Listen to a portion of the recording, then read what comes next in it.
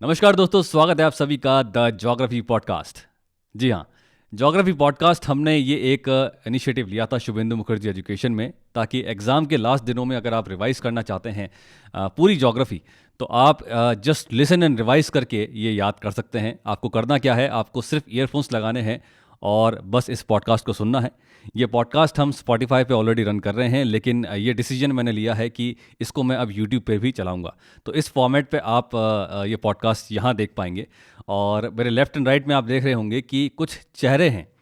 ये वो चेहरे हैं दोस्तों, जो शुभेंदु मुखर्जी एजुकेशन के यूजीसी नेट ज्योग्राफी बैच के स्टूडेंट्स हैं।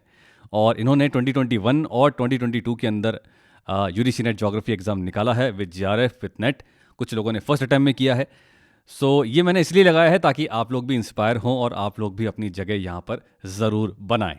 चलिए, आज हम बात करने वाले हैं जियोमॉर्फोलॉजी का एक इंपॉर्टेंट टॉपिक है और उस टॉपिक का नाम है डेनुडेशन। ठीक है, डेनुडेशन के बारे में हम बात करेंगे। ये एक पॉडकास्ट है, आप इसे ज़रूर सुनिए और आगे इसको फॉरवर्ड ज़रूर कीजिए और अपना फीडबैक कमेंट में ज़रूर दीजिएगा। चलिए, तो भाई डेनुडेशन की जब बात आती है तो हमें ये ध्यान रखना है कि भाई डेनुडेशन में क्या क्या आएगा। तो ऑल एक्सोजेनिक प्रोसेसेस, ध्यान रखना, जितने भी एक्सोजेनिक प्रोसेसेस हैं वो सब डेनुडेशन के अंदर आते हैं, यानी कि weathering, mass wasting and erosion, ये सब डेनुडेशन के अंदर आएगा। अब डेनुडेशन का मतलब क्या है? डेनुडेशन का मतलब है to strip of. Strip of मतलब जब आप अनकवर कर देते हो अर्थ को, उसको उधेड़ देते हो, तो वो डेनुडेशन कहलाता है। इसी तरह से जब हम एंडोजेनिक फोर्सेस पढ़ रहे थे, जब हमने पॉडकास्ट में डिस्कस किया था एंडोजेनिक फोर्सेस में, तो वहाँ पर एक टर्म था डायस्ट्रोपिज्म। डायस्ट्रोपिज्म का मतलब है कि धीरे धीरे जब अर्थ के सरफेस के नीचे कुछ फोर्सेस की वजह से अर्थ सरफेस पे कुछ चेंजेस आ रहे हैं, कुछ नई चीज़ जब बन रही है, तो वो डायस्ट्रोपिज्म कहलाता है। लेकिन उसी चीज़ को जब उधेड़ दिया जाएगा तो वो डेनुडेशन कहलाता है। तो वेदरिंग, मास वेस्टिंग, इरोजन, ये सब इसके अंदर आएंगे। अब डेनुडेशन जो है यानी कि एक्सोजेनिक प्रोसेसेस, ये किस पे डिपेंड होते हैं? ये डिपेंड होते हैं रॉक्स के स्ट्रक्चर पे और उसके कॉम्पोजिशन पे। रॉक्स अगर हार्ड हैं तो डेनुडेशन या एक्सोजेनिक फोर्सेस धीरे से काम करेंगे। रॉक्स अगर सॉफ्ट है तो वो जल्दी से काम करेंगे। ठीक है, रॉक्स अगर परमिएबल हैं तो डेनुडेशन जो होगा वो फास्ट होगा। अगर रॉक्स परमिएबल नहीं है तो डेनुडेशन स्लो होगा। ठीक है, एक और इंपॉर्टेंट पॉइंट इसके अंदर ये है कि जितने भी एक्सोजेनिक जियोमॉर्फिक प्रोसेसेस हैं ये सारे स्लो हैं और ये जो है इनकी इंटेंसिटी जो होती है वो स्मॉल होती है। अनलाइक डायस्ट्रोपिक फोर्सेस, इनकी इंटेंसिटी बड़ी बड़ी सी होती है, जैसे वॉल्केनिक इरप्शंस हो जाते हैं या कोई लैंडफॉर्म भी बन जाता है ओरिजेनिक प्रोसेसेस की वजह से। ये बात आपको ध्यान रखनी है। ठीक है, अब ये बात तो तय है कि डेनुडेशन के अंदर तीन चीज़ें आती हैं, weathering, mass wasting and erosion. लेकिन सवाल यह है कि क्या इन तीनों के पीछे एक ही फोर्स रिस्पॉन्सिबल है? इसका जवाब है नहीं। वेदरिंग, मास वेस्टिंग और इरोजन, इन तीनों के पीछे अलग अलग टाइप के फोर्स काम करते हैं। जैसे वेदरिंग के पीछे सबसे इंपॉर्टेंट है physical and molecular stress in the rocks. अगर ये हो रहा है तो वेदरिंग होती है। और मास वेस्टिंग के अंदर जब ग्रेविटी काम करती है तो वो मास वेस्टिंग कहलाता है।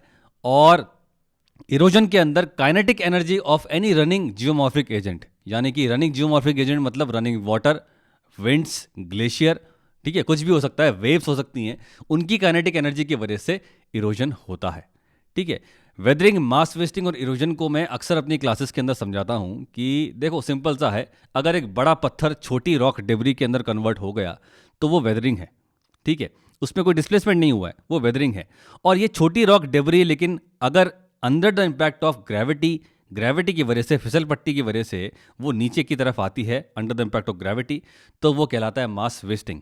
लेकिन अगर ये छोटी रॉक डेब्री को कोई उड़ा के ले गया, कोई पानी के साथ चला गया, कोई विंड के साथ चला गया या कोई ग्लेशियर के साथ चला गया, तो वो कहलाता है आपका इरोजन। तो ये तीन चीज़ आपको ध्यान रखनी है भाई। वेदरिंग के पीछे फिजिकल एंड मॉलिक्यूलर स्ट्रेस है और मास वेस्टिंग के पीछे है ग्रेविटी ऑफ अर्थ और इरोजन के पीछे है काइनेटिक एनर्जी। ये तीन चीज़ इंपॉर्टेंट है। अब वेदरिंग के अंदर हम देखते हैं कुछ इंपॉर्टेंट पॉइंट्स एग्जाम से जुड़े हुए। भाई वेदरिंग के अंदर का मतलब क्या है? वेदरिंग का लिटरल मीनिंग है physical disintegration and chemical decomposition of rocks. ये बड़ा इंपॉर्टेंट है। ये एक इन सिटू प्रोसेस है, यहाँ पर कोई भी डिस्प्लेसमेंट नहीं होता है रॉक डेब्री का। बड़ा रॉक बोल्डर छोटी रॉक डेब्री के अंदर कन्वर्ट हो जाएगा, लेकिन वो हिलेगा नहीं, वो वेदरिंग है। इन सिटू रॉक प्रोसेस है ये, सॉरी इन सिटू प्रोसेस है ये, ठीक है। और ये 3 टाइप के होते हैं, फिजिकल, केमिकल एंड बायोलॉजिकल। तो भाई फिजिकल वेदरिंग से जुड़े हुए कुछ पॉइंट्स देखते हैं हम। फिजिकल वेदरिंग के अंदर हम कई सारी चीज़ें पढ़ते हैं, जैसे unloading and expansion, it is a type of physical weathering. Exam में आपसे पूछ सकता है कि which among the following is a physical weathering, या आपसे वो मैच द फॉलोइंग पूछ सकता है, या अदर्शन रीजनिंग से पूछ सकता है, या स्टेटमेंट्स के अंदर पूछ सकता है। तो unloading and expansion is a type of physical weathering. Unloading and expansion मतलब रॉक्स का अरेंजमेंट हमारे अर्थ सरफेस पे इस तरह से वर्टिकल हो रखा है, एक के ऊपर एक, एक के ऊपर एक के ऊपर एक है, ठीक है। तो अगर ऊपर से सरफेस से अगर रॉक्स का इरोजन होगा तो एक वर्टिकल स्ट्रेस रिलीज होता है, और जब ये वर्टिकल स्ट्रेस रिलीज होता है तो उससे रॉक्स के अंदर स्ट्रेस आता है और उससे वो कन्वर्ट होती हैं छोटे छोटे रॉक डिब्रीज के अंदर। तो वर्टिकल स्ट्रेस रिलीज है जुड़ा हुआ अनलोडिंग एंड एक्सपेंशन से। उसके बाद आता है नेक्स्ट ग्रैन्युलर डिसइंटीग्रेशन, यानी कि बड़े बड़े रॉक बोल्डर्स अगर छोटे छोटे ग्रेन बाय ग्रेन डिसइंटीग्रेट हो रहे हैं, ये इंपॉर्टेंट है, ग्रेन बाय ग्रेन डिसइंटीग्रेट हो रहे हैं, तो वो है आपका ग्रैन्युलर डिसइंटीग्रेशन। उसके बाद है एक्सफॉइलेशन। सर्दी के दिनों में हमारी जो चमड़ी है वो सूख जाती है और उसमें या तो वो बाहर आ जाती है या स्केल्स बन जाते हैं। इसी तरह से जब रॉक्स में स्केल्स बन जाएंगे या उसकी पपड़ी बन जाएगी रॉक्स की, तो वो एक्सफॉइलेशन कहलाता है। वो कब होता है? जब repeated contraction and expansion of rocks हो रहा है, यानी कि कभी गर्मी ज़्यादा है, फिर सर्दी ज़्यादा है, फिर गर्मी ज़्यादा है या सर्दी ज़्यादा है। और ये कब होगा? जब डायरेनल रेंज ऑफ टेम्परेचर ज़्यादा होगा।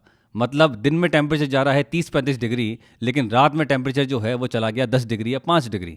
तो thermal contraction and thermal expansion हो रहा है रॉक्स का, जिसकी वजह से रॉक्स की पपड़ी बन जाएगी, और इसी को ही हम एक्सफॉलेशन कहते हैं। और ये पपड़ी जब स्मूथ हो जाती है तो उसको हम एक्सफॉलेशन डोम्स कहते हैं। उसके बाद है ब्लॉक सेपरेशन। ये जब होता है जब रॉक्स के अंदर जॉइंट्स ज़्यादा होते हैं तो ब्लॉक सेपरेशन होता है, पूरा ब्लॉक का ब्लॉक ही सेपरेट हो गया। और उसके बाद है फ्रॉस्ट वेजिंग या शटरिंग। ये जब होगा जब रॉक्स के अंदर, क्रैक्स के अंदर पानी भर गया और पानी ने अपना स्ट्रेस लगाना शुरू किया। कैसे लगाएगा? जब पानी भर गया और सर्दी के दिनों में जब ये पानी बर्फ़ बन गया, यानी कि फ्रीज़ हो गया, तो जब पानी फ्रीज़ होगा तो इसका वॉल्यूम बढ़ेगा और ये अपना एक स्ट्रेस लगाएगा रॉक्स पे। तो इससे क्या होगा? फ्रॉस्ट वेजिंग हो जाएगी, यानी कि आप कह सकते हैं कि आइस की वजह से जब वेदरिंग हो रही है तो वो होता है फ्रॉस्ट वेजिंग। जब रॉक्स के क्रैक्स के अंदर पानी भर गया और पानी भरने की वजह से ये पानी जम गया, उसने अपना स्ट्रेस लगाया, फिर गर्मी आई, ये पानी वापस पिघल गया, फिर वापस ये जम गया, फिर पिघल गया। तो कंटिन्यूस फ्रीजिंग एंड थॉइंग जब होगी तो फ्रॉस्ट वेजिंग होता है। उसके बाद सॉल्ट वेदरिंग है। कुछ रॉक्स के अंदर हम देखते हैं आर्टिफिशियली या नेचुरली हम देखते हैं कि सॉल्ट पाए जाते हैं, और जब सॉल्ट कांटेक्ट में आते हैं पानी के तो वो भी एक्सपैंड होते हैं, तो उससे एक्सपेंशन होता है रॉक्स का, जिसकी वजह से ये होती है वेदरिंग। तो ये फिजिकल वेदरिंग के कुछ टाइप्स है, अनलोडिंग एंड एक्सपेंशन है, उसके बाद एक्सफॉइलेशन है, उसके बाद ब्लॉक सेपरेशन है, शैटरिंग है, फ्रॉस्ट वेजिंग है और सॉल्ट वेदरिंग है। ये बात आपको ध्यान रखनी है। Weathering is an in Situ process. फिर आता है केमिकल वेदरिंग। केमिकल वेदरिंग मतलब अब रॉक्स का केमिकल डिकम्पोजिशन हो रहा है, यानी कि उसका केमिकल कॉम्पोजिशन ही अब चेंज कर रहे हैं। यानी कि अगर वो सॉलिड है तो वो लिक्विड में कन्वर्ट हो गई, या वो ऑक्साइड्स बन गए, या उसके नाइट्रेट्स बन गए, तो वो केमिकल वेदरिंग कहलाता है।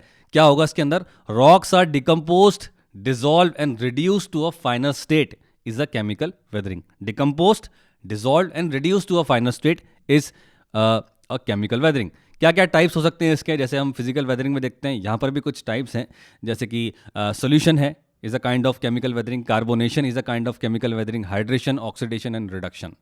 सोल्यूशन हम जानते हैं जब कुछ रॉक्स जब जो वाटर सॉल्युबल होती हैं, as soon as they come in contact with water, जब वो पानी के संपर्क में आती हैं तो वो डिज़ोल्व होने लगती हैं और वही सोल्यूशन बन जाती हैं, यानी कि वो पानी के अंदर डिज़ोल्व होकर बह जाती हैं, तो वो सोल्यूशन कहलाएगा। And it is a type of chemical weathering.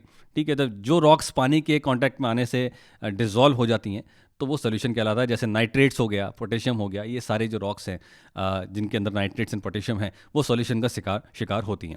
उसके बाद ऑक्सीडेशन एंड रिडक्शन। हम जानते हैं कि किसी चीज़ में जब ऑक्सीजन का एडिशन होता है तो वो ऑक्सीडेशन है, और किसी चीज़ के अंदर जब ऑक्सीजन का रिडक्शन होता है तो वो रिडक्शन कहलाता है। ठीक है, तो वो रिडक्शन कहलाता है। अब कुछ रॉक्स के अंदर हम देखते हैं मेटालिक मिनरल्स पाए जाते हैं। जब मेटालिक मिनरल्स के अंदर पाए जाते हैं, जब metallic minerals air and moisture के कांटेक्ट में आते हैं, ध्यान रखना, एयर के अंदर ऑक्सीजन है और ये साथ ही साथ मॉइस्चर के कांटेक्ट में आते हैं, तो इनके ऑक्साइड्स बनने लगते हैं, यानी कि इसमें ऑक्सीजन ऐड होने लगता है। ठीक है, इसलिए आपने देखा होगा कि rusting of iron is an example of oxidation. ठीक है। इसी तरह से जब जो रॉक्स हैं, इग्नियस रॉक्स वगैरह हैं जिनके अंदर आयरन वगैरह होता है, उनका कलर चेंज होने लगता है, वो रेडिश कलर की हो जाती हैं। इस तरह का केमिकल कॉम्पोजिशन जब चेंज होने लगता है रॉक्स का, तो उसको हम कहते हैं ऑक्सीडेशन। एग्जाम्पल इसके हैं जैसे आयरन, मैग्नीज, सल्फर जो है, आयरन, मैग्नीज एंड सल्फर ये इससे अफेक्टेड होंगे, और नाइट्रेट्स, सल्फेट्स एंड पोटेशियम वो सोल्यूशन से जो है वो अफेक्ट होते हैं।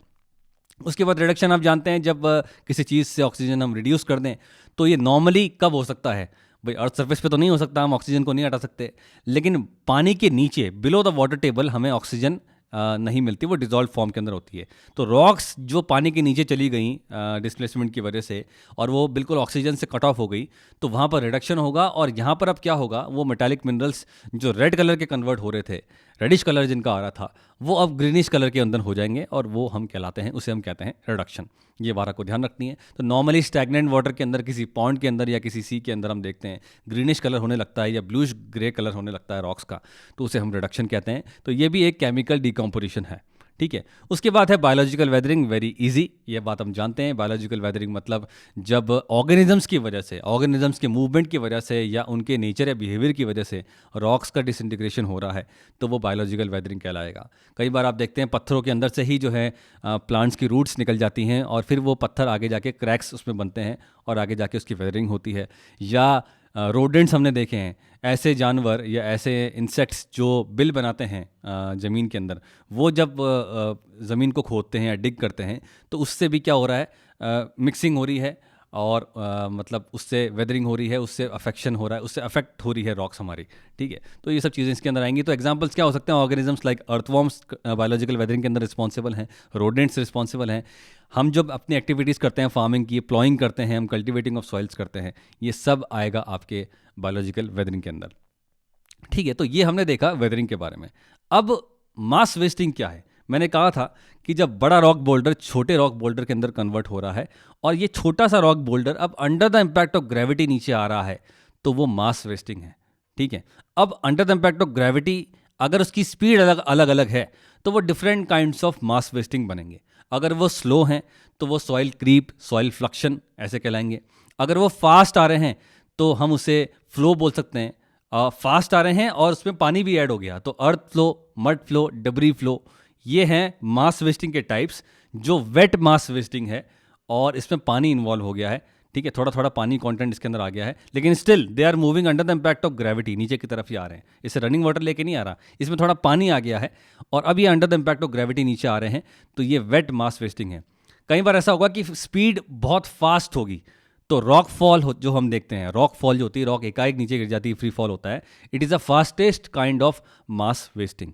नॉर्मली जब मैं इसको कोर्स में पढ़ाता हूँ तो हम एक डायग्राम देखते हैं, ट्रायंगुलर डायग्राम देखते हैं, जहाँ पर fast and slow and dry and wait kind of mass wasting होती है।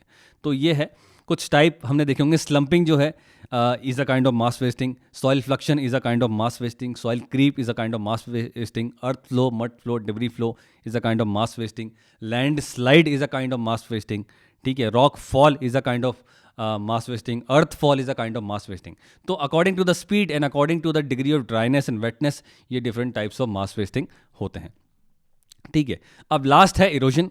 भाई इरोजन कब होगा, जब काइनेटिक एनर्जी इन्वॉल्व होगी, यानी कि कोई बहती हुई चीज़ जब उस रॉक डिबरी को उसकी जगह डिस्प्लेस करवा देगी, उसकी लोकेशन चेंज करवा देगी, तो वो इरोजन होता है। और erosion is always followed by transportation and it is always followed by deposition. जहाँ से इरोजन हुआ है तो वो कहीं रॉक डिबरी जाके इकट्ठा भी तो होगी, तो वो डिपोजिशन होगा। एग्जाम में आ सकता है, erosion and deposition can go hand in hand. बिल्कुल ठीक बात है, erosion deposition hand in hand ही चलते हैं। तो वेदरिंग और ट्रांसपोर्टेशन जब आ गया तो वो इरोजन बना, और साइमल्टेनियस होते हैं, it leads to simultaneous process of degradation and aggradation. Exam में स्टेटमेंट एंड कंक्लूजन से क्वेश्चन कभी कभी आता है, या स्टेटमेंट को चूज़ करने के लिए कहा जाता है, तो ये स्टेटमेंट मैं आपके लिए पढ़ देता हूँ कि erosion leads to simultaneous process of degradation and aggradation. Yes, it is true. Erosion से साइमल्टेनियस डिग्रेडेशन होता है, यानी कि कहीं से मिट्टी कटती है, और फिर एग्रेडेशन भी होता है, कहीं वो मिट्टी जाके इकट्ठा भी होती है, तो कोई नई चीज़ भी बनती है, ठीक है। एओलियन से जब होने वाले होंगे, एओलियन से होने वाले डिग्रेडेशन या इरोजन को हम कहते हैं विंड वाले, जिसको हम कहेंगे, ये टाइप्स हैं। एओलियन मतलब विंड वाले, फ्लूवियल मतलब रनिंग वाटर वाले, ग्लेशियल मतलब मूविंग ग्लेशियर वाले, और पेरीग्लेशियल मतलब जब जहाँ पर intense freezing and थॉइंग of ice हो रहा है, यानी कि इंटेंसली यहाँ पर बर्फ़ पड़ जाती है, फिर एकदम से जो है वहाँ पे धूप आ जाती है, तो वो पेरीग्लेशियल एरिया कहलाते हैं। ठीक है। उसके बाद कोस्टल हम जानते हैं वेव्स की वजह से होते हैं, टाइड्स एंड करंट्स की वजह से होते हैं, और कास्ट रीजन जो होता है यानी कि कास्ट इरोजन या कास्ट टोपोग्राफी वो होती है अंडरग्राउंड रनिंग वाटर की वजह से, जिसमें अलग अलग टाइप्स के हमें लैंडफॉर्म्स भी देखने को मिलते हैं। तो ये हमने किया है एक्सोजेनिक प्रोसेसेस और टेनोटेशन के बारे में, कुछ एग्जाम रिलेटेड इंपॉर्टेंट पॉइंट्स हमने देखे हैं गाइस। आई होप आपको ये समझ में आया होगा। और ये पहला वीडियो है जिसको मैंने पॉडकास्ट के अंदर कन्वर्ट किया है, ये वीडियो पॉडकास्ट है, और इसके बाकी के एपिसोड्स भी जल्दी से जल्दी आएंगे, ताकि आप आने वाले जो भी यूजीसी नेट एग्ज़ाम हैं जो 2023 में हो रहे हैं या 24 में होंगे, आपके लिए बेनिफिशियल रहने वाला है। इसे आप ज़रूर सुनिए, और इसकी एक टैगलाइन है जस्ट लिसन एंड रिवाइज। इसे आप ध्यान में रखें, क्योंकि आपको सुनना है और आपको रिवाइज करना है। और अगर आप हमारे कोर्स में एनरोल होना चाहते हैं तो डिस्क्रिप्शन में दे रखे हैं डेमो लेक्चर्स, या फर्स्ट कमेंट में जाके भी आप देख सकते हैं डेमो लेक्चर्स, उसे आप ज़रूर देखिए। और आप विजुअली पढ़ना अगर चाहते हैं तो you are most welcome. Thank you so much.